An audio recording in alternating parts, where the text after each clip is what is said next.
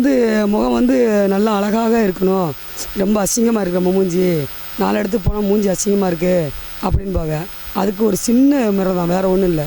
கொஞ்சோல மஞ்சள், லேசாக ஒரு சொட்டு தேன், அதில் எலுமிச்சம்பழம் சாறை விட்டு வெங்காயச்சாறு ஒரு சொட்டு விட்டு மூஞ்சியில் தேய்ச்சி ஒரு 10 நிமிஷம் கழித்து பால் விட்டு தேய்ச்சிட்டு பன்னீரை வச்சு கழுவிட்டா மூஞ்சி நல்லா பளபளன்னு ஒன்றுமே நல்லா சுகமாக இருக்கும். மூஞ்சி நல்லா இருக்கும், மூஞ்சி பளபளப்பாக நல்லா நன்றாக இருக்கும். அதே போல் இந்த மூஞ்சி இது கருப்பாக இருக்கமே அப்படின்னு நினச்சி ரொம்ப கவலைப்பட வேண்டாம்.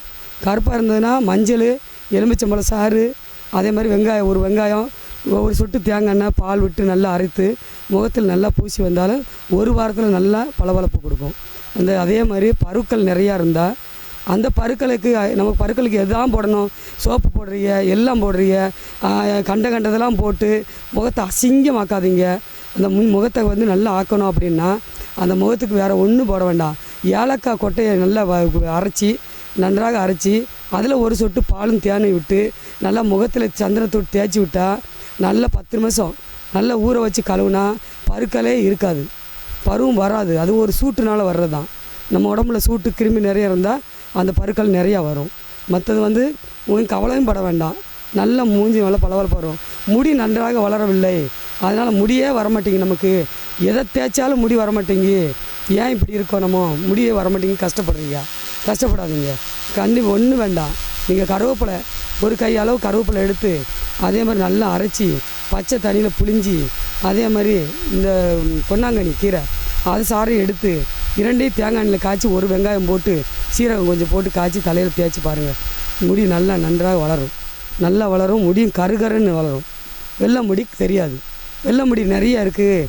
வெள்ளை முடி அசிங்கமாக நமக்கு எங்கேயா போனால் ஃபங்க்ஷனில் போனால் அசிங்கமாக இருக்குது, 4 பேர் நமக்கு வெள்ளை முடி இருக்குங்க. அந்த வெள்ளை முடியை எப்படி மறைக்க அப்படின்னா இந்த தித்தி இலைன்னு இருக்குது, அந்த தித்தி இலையை அரைச்சி பூசி 10 நிமிஷம் கழிச்சு குளிச்சேன்னா முடி கருகருன்னு இருக்கும். எப்போவுமே ஒரு 3 மாதத்துக்கு ஒரு தடவை தேய்ச்சா போதும். அதேமாதிரி நெல்லிக்காய் ஒரு நெல்லிக்காவையும் சேர்த்துக்கலாம். நெல்லிக்காய் சேர்த்தா அதோட ரொம்ப நல்ல கலராக கருப்பாக இருக்கும். மற்றது வேறு நீங்கள் ஏதாவது உடம்புக்கு போட்டால் உடம்புக்கு மூஞ்சி மட்டும் தான் சிவப்பாகும், உடம்புக்கு நம்ம என்ன போட, உடம்பு இப்படி தான் இருக்குமா, மூஞ்சி மட்டும் தான் சிவப்பாக இருக்குமா நீங்கள் நினைக்க வேண்டாம். ஆனால் உடம்புக்கு மஞ்சளை எடுத்துக்கோங்க, மஞ்சளை நல்லா அரைச்ச மஞ்சளை கொஞ்சம் போல் தட்டிக்கோங்க, அதில் ஒரு துண்டு எலுமிச்சம்பழத்தை ஊற்றிக்கோங்க, கருப்பாக இருக்கவங்க. பாசிப்பயிறு 2 எடுத்துக்கோங்க, பாசிப்பயிரை நன்றாக நல்லா அரைச்சி அந்த பால் விட்டு அரைக்கணும். அது வந்து நம்ம தோலை வந்து சாப்பிட்டா வைக்கும். நம்ம வந்து அந்த கருப்பு புளியெல்லாம் எடுத்துரும். கருப்பு புளி எடுத்தவொடனே வெந்தயம் கொஞ்சம் 2-3 ஊற போட்டு எடுத்துக்கலாம்.